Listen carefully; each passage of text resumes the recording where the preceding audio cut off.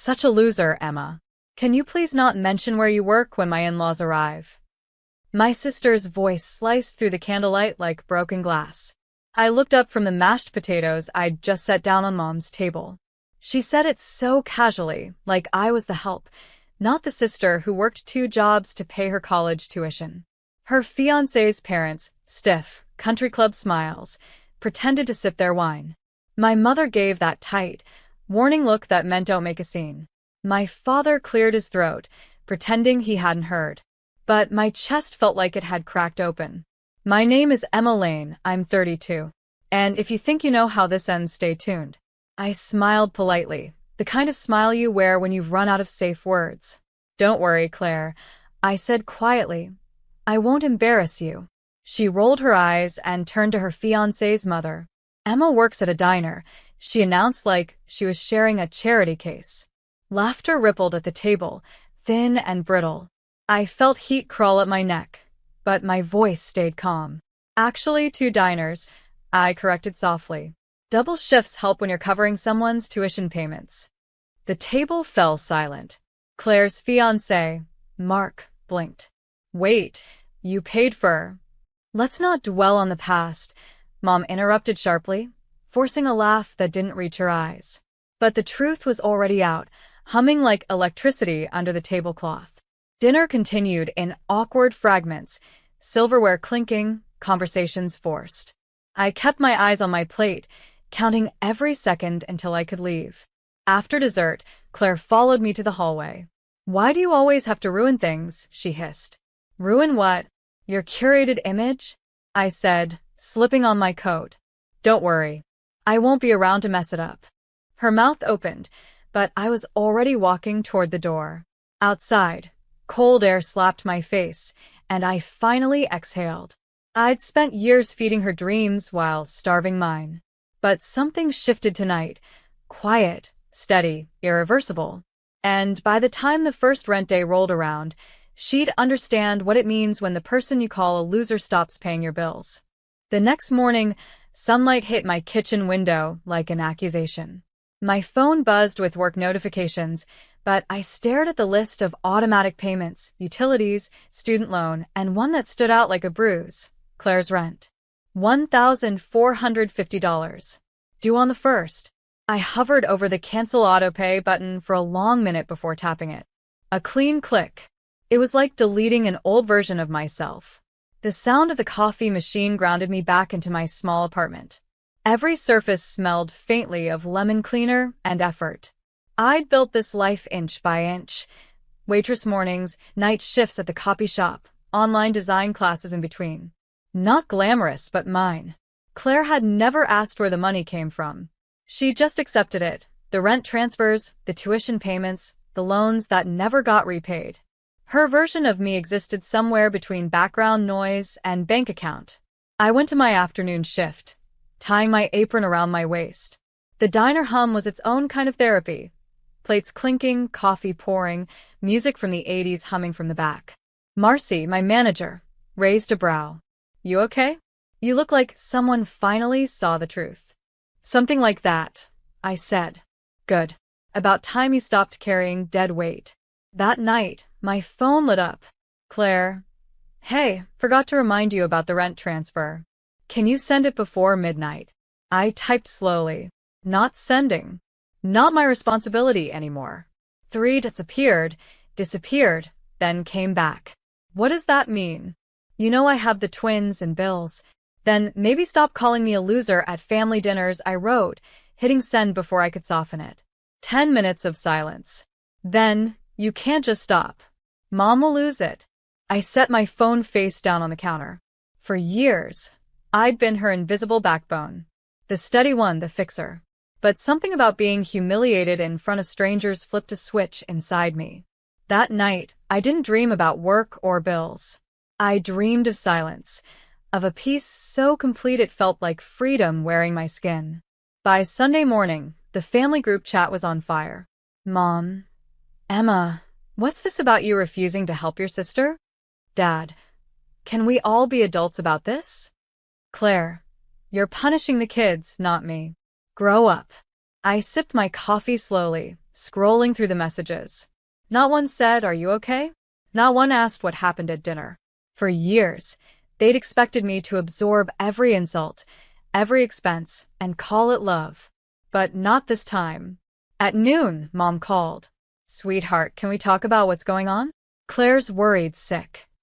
She called me a loser in front of her in-laws, Mom. A long pause. She didn't mean it. You know how stressed she's been. I worked 2 jobs to get her through college. She meant it. Mom sighed, her voice turning careful. Families support each other. That's what makes us strong. I laughed quietly. Funny. That only seems to apply when I'm the one giving. Don't be dramatic, Emma. I'm not. I'm just done. Click. The call ended before I could hear her inhale. Later, I visited the small park near the diner. Wind brushed through the trees, and the quiet gave me courage. I opened a note on my phone and began writing, not a message, but a record. Every payment I'd made, every tuition check, every month of rent. By the time I finished, the list scrolled for nearly a minute. It wasn't about money anymore. It was about acknowledgement. That evening, I texted the family group, "Dinner next Sunday. My place. Everyone's invited." Claire replied instantly, "So you're finally coming around?" "Sure," I typed. "Bring receipts. We'll talk about support." Ethan, my quiet friend from the diner who'd seen me drag myself through night shifts, peeked over my phone screen as I hit send. "Big move," he said. "Yeah," I replied, feeling the tremor in my hands. But someone's got to rewrite the story.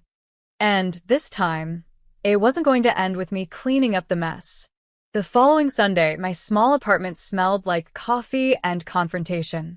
I'd cleaned the counters twice, rearranged the chairs, then forced myself to stop fussing. They were coming not for me but for answers. At 6 sharp, the doorbell rang. Claire arrived first, perfectly dressed for sympathy. "I brought dessert," she said sweetly, holding up a bakery box like peace offering. "Keep it sealed," I said, stepping aside. "We're not celebrating." Behind her came Mom and Dad, already tense. Mom clutched her purse like a life vest. Dad looked at everything except me. They sat stiffly around my table, the same table where Ethan and I had eaten takeout 100 quiet nights. I placed a folder in front of them. "That's a summary of what I've paid for over the last 10 years. I began. Tuition, rent, utilities. Everything Claire couldn't manage on her own." Mom frowned. "Emma, that's unnecessary." "It's overdue," I interrupted, my voice steady. "You called it family support. I called it sacrifice." Claire crossed her arms. "I never asked for your help." I let out a small laugh. "Right. Because I offered it before you had to ask. That's what family does, remember?" Dad leaned forward. "Emma, you're overreacting." I looked straight at him. When she called me a loser in front of her fiancé's family, was that overreacting too? Silence. Claire's eyes darted to Mom. "You're twisting it." I was nervous.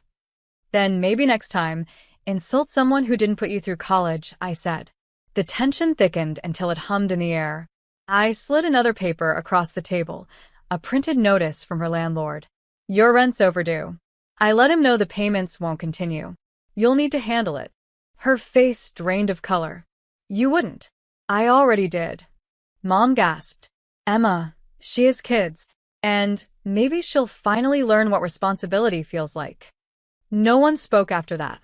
The only sound was the clock ticking toward the first of the month. When they finally left, the air felt still, like the pause between thunder and rain. For the first time in years, I didn't feel guilty for doing the right thing. The silence after they left clung to my apartment like fog. I didn't turn on music, didn't text anyone. I just sat there, staring at the folder of receipts, feeling both lighter and hollow.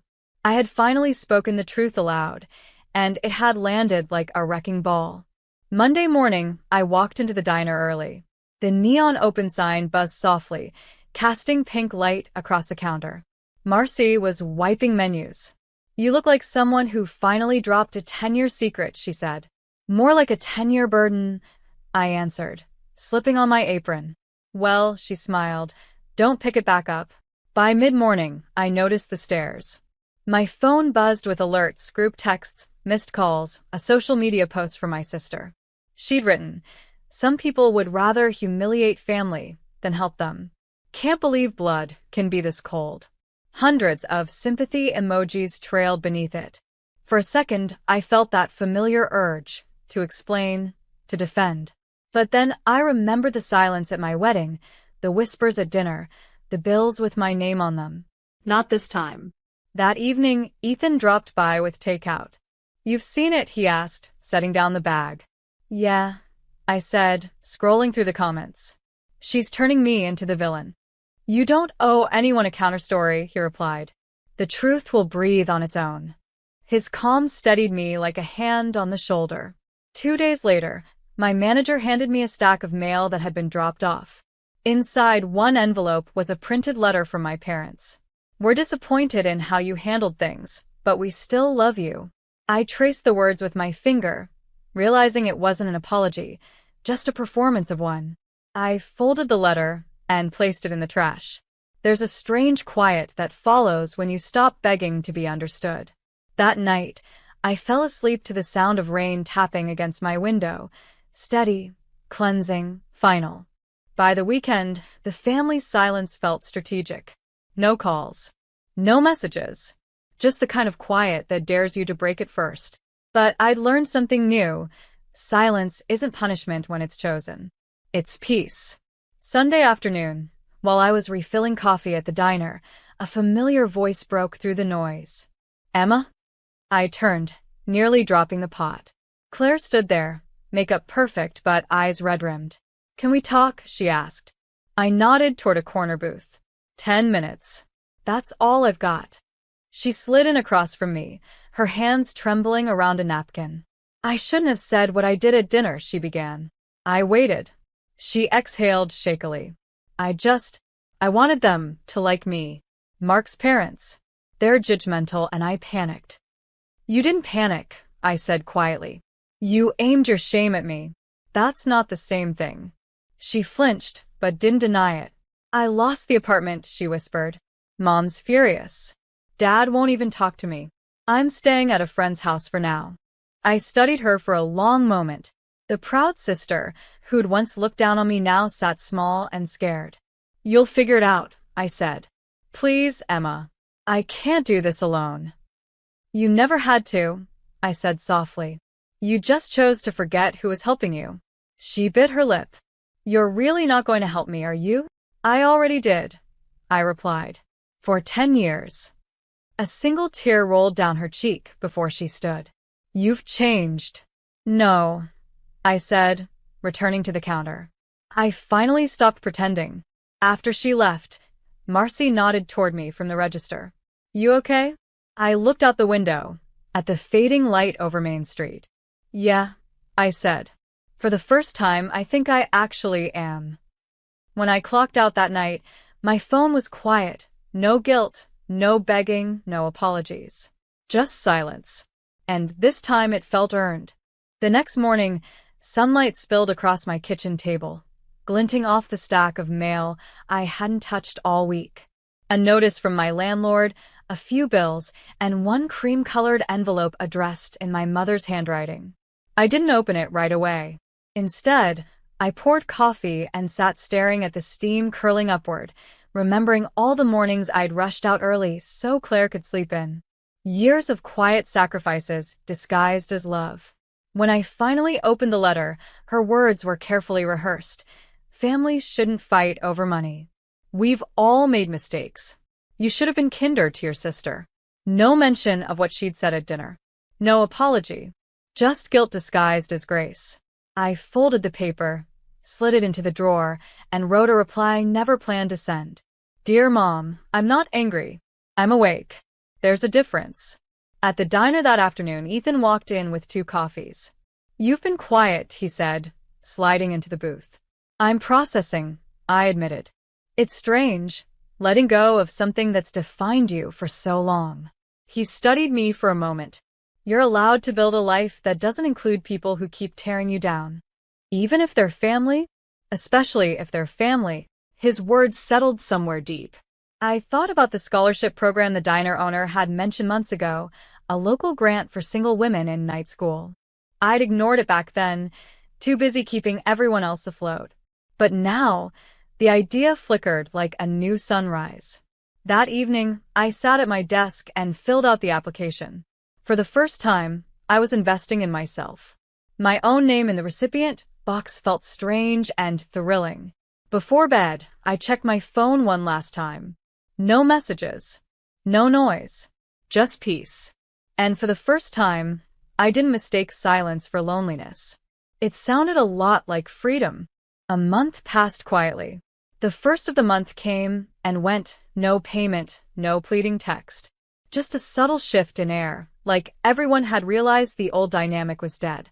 At the diner, things changed too. Customers I'd served for years started greeting me by name instead of sweetheart. Marcy promoted me to assistant manager. "You've got leadership written all over you," she said, handing me new keys. For the first time, I believed her. That same week, Ethan helped me set up a small workspace in my living room. "If you're serious about the design classes, you need a proper setup," he said, assembling a secondhand monitor.